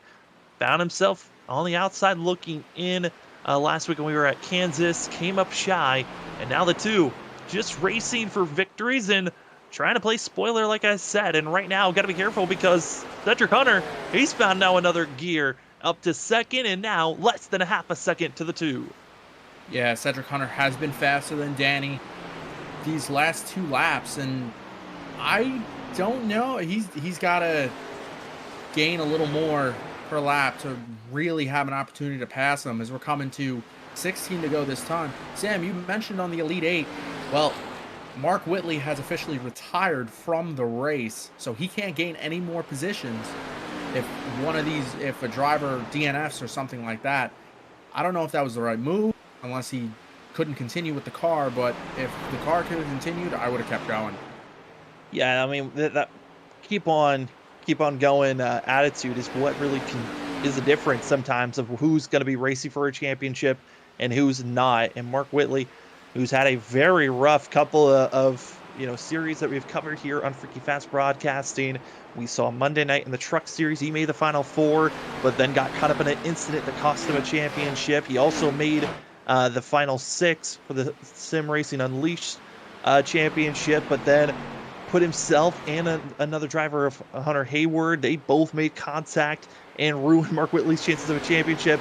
And now, in the first race of the round of 8, here in the NAISCC Track Racer Cup Series, 77 is going to be the biggest hole and most likely going to be in a must-win scenario going into Talladega next week. And Tom, a last-ditch effort, Talladega before we get to the Championship 4 race. I mean, what a cutoff race for these drivers that they're going to have a handful going into next week. I'll tell you right now, I don't want to be in that position. As a driver, Cochran gets loose out of 2, but as a driver, I do not want to be in that position of needing to basically win Talladega when you know anybody in that field can win that race. It's nearly impossible, and personally, I think Whitley's going to be in a very, very big hole. If he's going to try and point his way in, he's probably going to have to finish in the top 3 and win the stage. But even then, that's still a long shot. Yeah, I mean, it's going to be tough in the long shot. It's going to be improbable, but it's still possible. And that's the one thing, Tom, that we got to keep working on you. Can't say definite things because you said, I don't think Cedric Hunter can do it. There's still a lot of racing left here tonight. Even if we're on the white flag, you never know what could happen. Danny Cochran right now leading the way as we find ourselves with that of 12 laps to go here tonight for the New Hampshire 150 for the NAISCC Track Racer Cup Series. This is the first race of 2 for the round of 8. And all the pressure has been on our Elite 8. Who can really succeed? Mark Whitley going to be the biggest victim here tonight so far. But the question is, can we see Cedric Hunter potentially get a win or finish second fiddle once again at a short track? It happened at Nashville Fairgrounds. Will it happen again? But as our front runners, the gap continues to grow. The battle for third starts to shrink. Brian Johnson, Vincent Sora, they're now within 4/10 of one another. That's definitely going to, if Vincent can get by Brian, that's definitely going to help him. Coming into this race, Sora was 4 points back from Brian Johnson. Vincent did get stage points. Brian didn't. So any point counts. This could be the points leaders going into Talladega. So honestly, I think whoever finishes in front of who is going to leave with the points lead. Yeah, and this is where, having that comfortability, if you have the biggest lead of points, you just that pressure kind of goes away. And it's really an unknown as we got 10 laps to go coming to 9 once Danny Cochran comes across the line. But Tom, that, going into Talladega with the smaller field that we've been seeing here tonight, super speedway races always seem to bring a bigger field once you get there. And I wouldn't be surprised if we see a couple of more drivers and the field's a little bit bigger, giving these drivers that maybe have had an off night still an opportunity to race and have a chance to point their way in, as Danny Cochran, driver that's just trying to get his first win here this season in the NAISCC Track Racer Cup Series. He's looking good. One of our sneakiest quick drivers here tonight, Danny Cochran. He is rolling right now, coming to 8 laps to go. And Tom, I'm looking at some of the times in the ticker. I mean, really our front 2, yes, they're starting to spread out a little bit more, but that battle for third, it once was just a battle between 2. Zach Hall, he's running some quick times and slowly catching up to Vincent Sora and also Brian Johnson. Yeah, I'm not sure if Zach's going to have enough time to get to both of them. He might be able to get one of them. I don't believe he's going to get both of them unless somebody makes a mistake. But overall, just a great run for him. And you touched on it. Danny's coming out here for a win. Honestly, he was my pick to win this race. Just knowing him, how he runs, and how he excels at these types of tracks. I didn't expect anything less from him, but then again, you never know. And as we're closing in on 6 laps to go this time, Bud.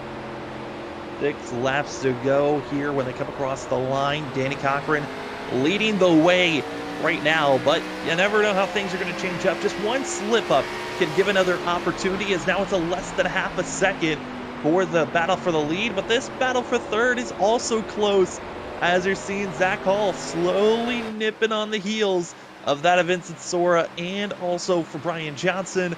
We're now coming up to 5 laps to go. when they come across the line, this is when you get to those points.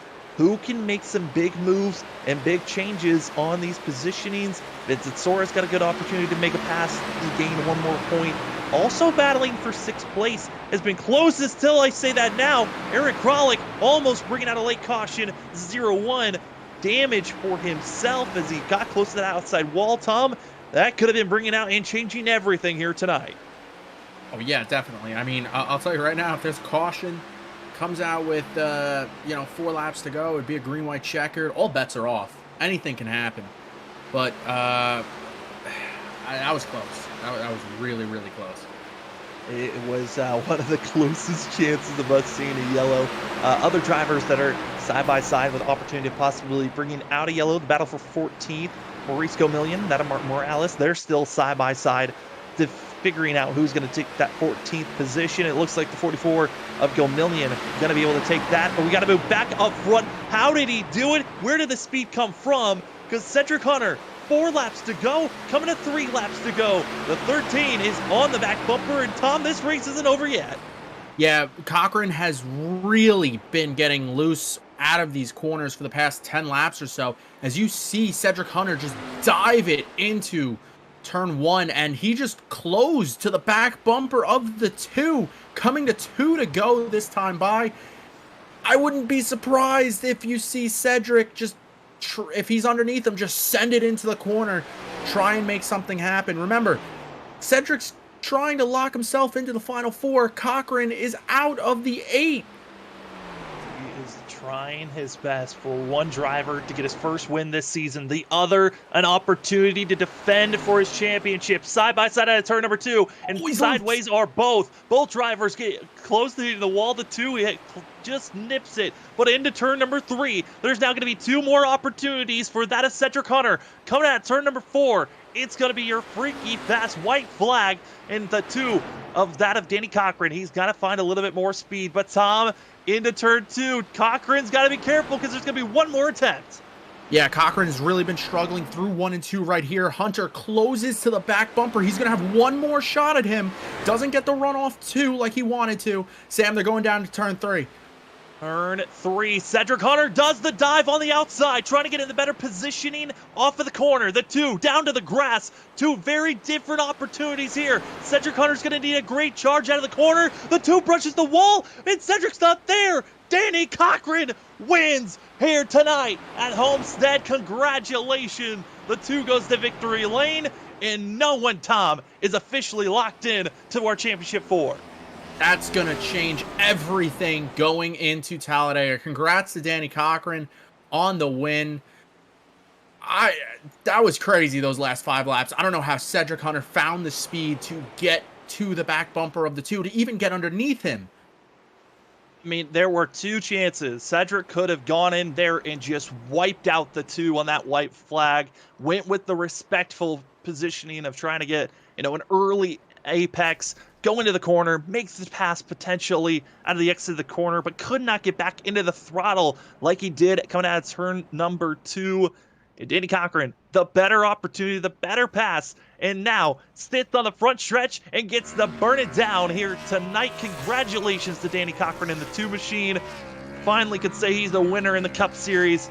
And now we'll let him burn it down for us up at the booth. We're going to step aside. When we come back, we'll talk to our top 3, Brian Johnson, Cedric Hunter, Danny Cochran. We'll be back in just a few.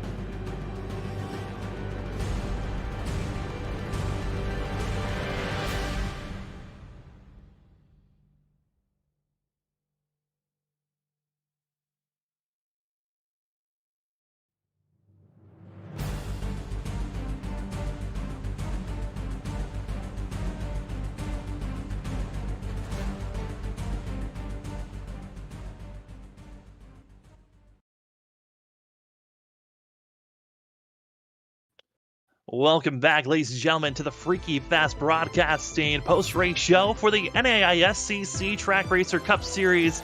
As tonight, it was on the line to see of our Elite 8 who could get a win to potentially lock themselves in. Well, none of them did. A non-playoff contender gets the win of Danny Cochran. We'll talk to the two machine in just a bit. We're going to start things off with third place finisher, that of Brian Johnson. As we got Brian up in the booth. Brian, it's Sam and Tom up in the booth. You got us? I sure do. Well, Brian, tonight a lot of speed was in that car, but came up shy, finishing only third. What else could you have done there late? Well, I need to figure out how to run that line that Danny was running. I was trying it the whole race, and I couldn't drive it. I don't know what he was doing, but obviously I wasn't doing it right. So I just stuck with the line I was going with, and it just wasn't fast enough. Just flat out got beat tonight. Um, so that's disappointing. But hey, Danny Cochran won the race, so I'm happy about that. He definitely deserves it. He had some wicked fast speed tonight. And like I said, just got straight up outpaced. So going into Talladega, gonna have to work to get into the final four, which not looking forward to that. But hopefully we can have some good luck there. And Brian, we saw your speed in practice. We saw your speed in qualifying. We saw your speed on the short run. Was there anything you could do, maybe get off sequence or something? I know it really didn't come about much to possibly get a better, I guess, run as the run went along. Yeah, well, I was trying to get off sequence there right before the stage when we had that caution. I decided to stay out. Hoping that you know, either people stay out at the stage break or people come in and then they have one last tire set and then we get lucky with some cautions. But that just that never works out for me. It seems like it always works out for everybody else. But it is what it is. Um, I probably should have pitted at that caution and the stage because we did have you know uh seemed like an extra set of tires tonight for the amount of laps that we had. So probably should have just put the tires on the car because when you have extra tires at the end of the race, they're not doing anything for you. So maybe we should have done that. But I needed a couple cautions there at the second stage, but they just never came out. That they never did. But Brian, we're going to a track where potentially there's a chance of cautions coming out. Talladega, the last race to see who's going to be racing for a championship. How are you feeling knowing that you're not officially locked in with the way that these drivers were racing here tonight? Pretty terrible. To be quite honest, because Talladega, you could be up in the lead and then on the tow hook in about 5 seconds. So it's gonna take luck. Skill, pace, all that does not matter. Maybe bonus points might help, but just gonna have to get lucky and hope that we can point ourselves in. I really can't remember the last time um, that I had to point my way into a Final Four. It seems like it's been a while. So it's gonna be pretty stressful, but us at Category 5, we work pretty well together at the plate track. So hopefully we can get as many people as we can in. But we also just have to hope that somebody down at the bottom of the final eight here don't win next week because Danny winning here tonight kind of really shakes up the points and it's going to put out some good guys out of the final four potentially. So just got to hope for some good luck. Well, Brian, we hope that luck to you tonight. A decent finish for yourself, third place. Congratulations on that. But before we let you go, the floor is yours for any shout outs. Well, first and foremost, kind of gave him a shout out earlier, but give another shout out to Danny Cochran, really fast tonight. Happy he won. And then to you guys, as always, putting on a fantastic show. Everybody that tuned in, all the drivers over here, and all my teammates at Category 5 pushing each other every single week. And that definitely showed tonight. So that's good to see. And that's pretty much it. It's going to be Brian Johnson in the 28 machine here tonight. Congratulations on a third place finish and good luck going into Talladega. Thank you, sir. And now we head down to second place. The man who tried to steal the show and almost came away with the first place finish. We find ourselves with Cedric Hunter. Cedric, it's Sam and Tom up in the booth. You got us? I do, man. How's it going? Going pretty good for us in the booth. You gave us a great show there at the end, but what else could you have tried to do to try to get the win? I made an adjustment with my driving style there with probably about 5 to go, where I started to just really just send it on the entries, like going really, really deep. And that was paying off. And I wish I would have done that a little bit sooner. It was really close. I know that that Danny saw what I was doing because he tried to duplicate it, I think, with 2 to go, and he went really, really wide in turn 1. And that got me super excited. And then unfortunately, just he had a better run on the outside, and I couldn't get the run back to him, or at least I got really close in the last corner. But he hasn't won a race, and he's very deserving of it. So him and I have always raced each other clean. I wasn't willing to race any other way. So he completely deserves this win. I'm really proud for him. And I mean, this second place is pretty dang good considering the pace I had not only throughout the week, but just in the past year. I've never been good at this track. So to beat the likes of Zach Hall, Brian Johnson, and Tom Senchek, Vincent Sora, stuff like that, I mean, it was really impressive. And, I'm really happy and content with the second place finish. Now, Cedric, you mentioned your pace. You've never really been good at this track. We saw that in qualifying. You ended up being one of the tied for the biggest over of the race. What was your strategy starting in the back, knowing that you needed a good finish tonight and trying to point your way or possibly even win your way into the Final Four? I mean, it wasn't part of my strategy to qualify dead last, pretty much, or at least back there. That's just me not having very good short run pace, and then I made a mistake of just getting really, really loose on exit of turn 4 to start my lap and also to end my lap. So it was just a very bad time. But strategy, I guess, was just to be consistent. I wasn't expecting the pace that I was going to have. So honestly, I felt like coming into this race, I could maybe crack a 7th place finish. That was really what I was aiming for, as long as I didn't fall too far behind from Mark and Tom and Nick and whoever's really close to me in the points. I felt like I could maybe go into Dega and get a good points and finish and maybe crack the top 4. Obviously, finishing where I did completely surpassed my expectations. So it puts me in a really good position. Going to Dega, I know that that's our wild card race and anything could happen, but it's been a very good track for me in this league so far. So as long as we could keep the Category 5 teamwork up and do what we do, I feel very confident of hopefully cracking the Final 4. Well, Cedric, I just want to let you know, coming in, the points have been updated. You are going to be 4th currently going into next week, with only that of a 4-point gap over Tom Sinchek. So not much of a buffer to really work with, but at least you're in the Final 4 currently, heading into Talladega. So overall, good luck in going into that one. And what are some of your final thoughts here tonight? I mean, Shout outs and all that stuff. Yeah, I got you. I want to give a huge shout out to Zach Hall throughout this race. Him and I were in our just private Discord chat, so we were able to kind of feed information off of each other and then help each other out. He gave me a few tidbits throughout the race that really helped me just improve. I also want to give a huge shout out to the admins and the drivers of the league, allowing us to come race and do everything that we do. I want to give a huge shout out to you guys. I see that you have Tom in the booth, I would assume for the first time, so very excited to go back and watch the work that you guys have done. Big shout out to all the fans out there that support the league as well as Freaky Fast, and I mean, I guess a big shout out to Danny again for winning the race. He was very deserving, and I couldn't be prouder. Going to be Cedric Hunter in the 13. Congratulations on a 2nd place finish, and good luck going into Talladega. I appreciate it, man. Thank you. As now we head down to victory lane, where we have probably one of the happiest drivers he could possibly be right now. We got Danny Cochran up in the booth. Danny, my question's simple to start this thing off. How are you feeling after winning here at New Hampshire? To put it lightly, cloud 9, man. I'm pretty stoked. Hey, I'm thrilled, dude. It's pretty cool. Been here for 3 seasons now. Well, almost 3 seasons, I guess. But yeah, it's pretty cool, man.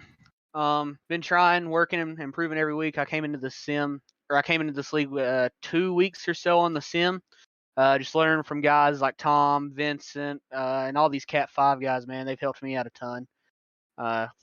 Working to get better every week and stuff. And yeah, it's pretty cool being held up by the points leader a little bit. It's like, man, this guy's holding me up a little bit. I'd sure like to get around him. Then it kind of goes to your head. Wait a minute, this isn't this is the points leader. These are the guys that know what they're doing. But yeah, I'm pretty stoked, to be honest with you, Sam. I'm really happy I was able to get it done tonight, and just an awesome feeling, I gotta say. It's pretty cool being able to win in this league. It's really, really cool.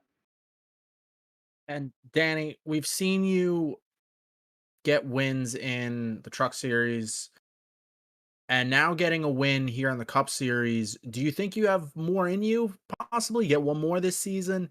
I know Dega, it's kind of up in the air for anyone, but maybe you pull it off. It looks like you're fast every week. Can you put together another one? Well, I'm sure going to try. Got 2 more good shots left at it this season. Unfortunately, I won't be able to come back for season 5, and I'm really disheartened about that, and sad that I won't be able to come back and race with these guys. But in regards for the last 2 weeks, the 2 crew, we're all eyes ahead, man. We're going to do everything we can to spoil this championship and spoil these playoffs. I'm not in it anymore for the points, but that's okay. That's honestly one less thing I have to worry about. So I'm really pumped just to go out here next 2 weeks and try and win, try and play the spoiler like I did tonight. If I don't, that's okay too. Best of luck to my teammate Vincent Sora. Hopefully he gets it done if I don't. But yeah, I'm definitely gonna see what I can do. We'll sure try to get it done. Well, Danny, I mean, this was probably one of the harder races that you could try to win, knowing that Cedric Hunter was on your back bumper. What was going through your mind in those final couple of laps, seeing the 13 get so close, and at one moment could have dumped you at the end to take the win here? I'm really thankful to him that he didn't. I know he wasn't holding nothing back and that he was trying. I was watching the replay there, waiting for the other guys to do their interviews, but he got loose under me whenever he got side by side with me with 2 to go. And I was like, all right, I just got to stay in front of him here. I saw him in the 28 make a little bit of contact in my mirror. So I know Cedric's very competitive and he'll do whatever it takes to win. I can't fault him for that. But I was really hoping that he wasn't going to do whatever it took to beat me tonight. But great job by him. Great job by Brian Johnson as well. That's pretty cool battling with them tonight. But yeah, it was fun, man. I gotta admit, I was scared. I saw him getting closer and closer in my mirror. I think if he had 2 more laps, he would have gotten me. But I'm thankful he raced me clean and raced me with respect. He's a very good driver, very respectful driver. So I'm glad he didn't do whatever it took to win tonight. I'll put it like that. Absolutely. Well, Danny, I know a lot of the people in the league are excited and ecstatic for you getting the win here tonight. But before we let you go, the floor is yours for any shout-outs. Well, recently got a new Fanatec set up, and that's helped me do pretty well. So thankful to the good Lord I was able to get that. Shout out to all the guys in the league. It's pretty cool seeing them all congratulate me on the win and stuff. It's a new feeling, but it's a good one. Teammates, Vincent Sora, Jonathan Pittman, and Jacob Morris. Pittman and Morris, they couldn't be here tonight, unfortunately. But pretty cool to get PCM our 3rd or 4th win of the season now. Possibly even 5th. I don't know. I know Vinny's been on tear lately, so shout out to him too. But Buddy's Custom Baits, Hot Lap Designs, and any of my friends or family that are watching at home. Believe it is going to be the team of you guys are going to have. This is going to be your 4th win for your team. And Danny, congratulations on it, getting your first win here.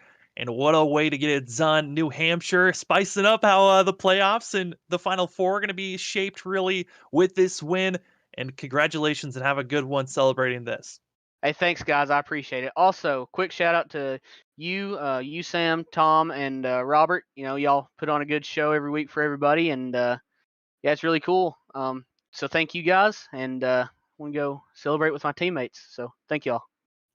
going to be Danny Cochran in the 2 machine, winning here at New Hampshire. Congratulations and have a good one celebrating this. As Tom, we get ready to look at the unofficial results here tonight. New Hampshire, first time in the booth watching these guys from the outer point of view. You raced with them on Mondays in the Truck Series, but what are some of your final thoughts here at New Hampshire as, again, we get our unofficial results popped up on the screen? Just great racing overall. Lots of respect. That kind of carries over from the Truck Series. I didn't expect anything less, to be honest. But it's always good watching these guys. They always put on a show, and New Hampshire's a tough track to get around. Great job getting around it by all of them. Little hiccups here and there for a couple people, but other than that, now we just move on to a beast of its own in Talladega next week. Talladega is going to be a handful, but before we leave here tonight, again, our unofficial results. Danny Cochran going to get the win, Cedric Hunter in second, Brian Johnson in third, Vince Soares going to get fourth place, in fifth goes Zach Hall with Tom Sinchek, James Loveland, Aaron Kralik, Nick Crawford, and Ryan Berg didn't finish out our top 10. I think the driver that all of our eyes kind of wandered down to, though, 17th position, Mark Whitley, heavy contact, was not able to finish out this race. One of the faster drivers in the top 5, really, that we had to watch out for, but contact damage. He's now on the back foot going into Talladega, where these drivers are going to be having to really put on their best show if they want a chance to go and race for a championship. And next week, we cut it down once again, Tom. The playoffs are quick. They're ruthless. We go from 8 down to 4 after next week of a wild card race at Talladega. What are some of your thoughts of us going to Talladega before we finish out tonight's call? Honestly, like you mentioned, our eyes wandered to Mark Whitley. He's gonna have to have a lot of luck on his side for Talladega. Anything can happen at Dega. All the rest of the 7 playoff drivers could wreck in the first wreck, and he could make it through. And who knows? Or he could get involved in a wreck. You never know with super speedway racing. Daytona and Talladega are one of the toughest tracks to make sure you have a good run, because anything can happen. But it should, if they put on a performance like they did tonight, it should be a great race, and I'm excited for it. Absolutely. We're excited for it as well. Round of 8. 1 race is down, 1 more to go, and it is incredible to see as a non-playoff driver wins. Danny Cochran, congratulations on getting his first Cup win here in the NAISCC Cup Series. This has been a long one. He's wanted this for a while. He's had multiple opportunities to get it done, and it comes here at the end of the season. Congratulations. Thanks, Tom, for joining me here tonight. Cannot wait to do more coverage with you. And my name is Sam Dyer, Tom Bourne, but there's one more person who needs to give us a call. We're going to go over to our production booth where we got Robert Moyer to finish out tonight.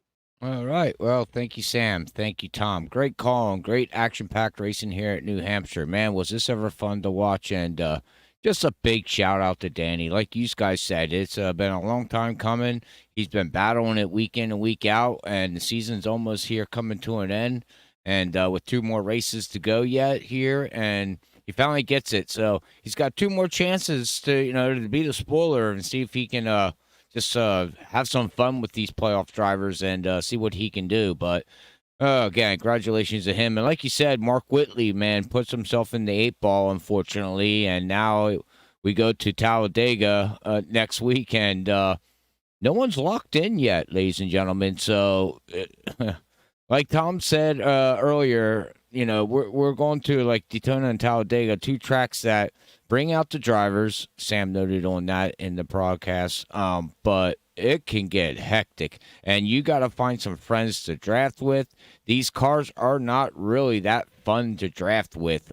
So you got to stay nose to tail. Make sure you work with somebody, stay with somebody, and don't get yourself left out or get caught up in the big one, because it's Talladega. You can go 4 wide there, but eventually you're going to see the big one, and we'll see. Hopefully none of the playoff drivers are involved into that one. Or if a playoff driver comes, like Tom said earlier too, playoff driver can come out and get the win, locks himself right into the top 4, to go into Chicago to try to run for a championship, or does Cedric Hunter, lock himself in or make it into the top 4 as he stands right now? Like Sam said, he's in the top 4. So can he go back to back here with the NISCC Cup Series as a championship, and Cedric Hunter, he got the championship last week, ladies and gentlemen, but that was it was awesome for him to get it, but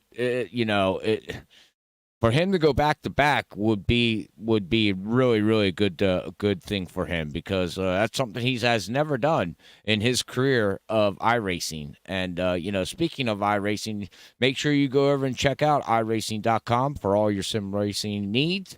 You can go over there and sign up and get some free content, and go check it out, hook up a wheel, and maybe you can come out here and race with one of the leagues that we broadcast here at Freaky Fast.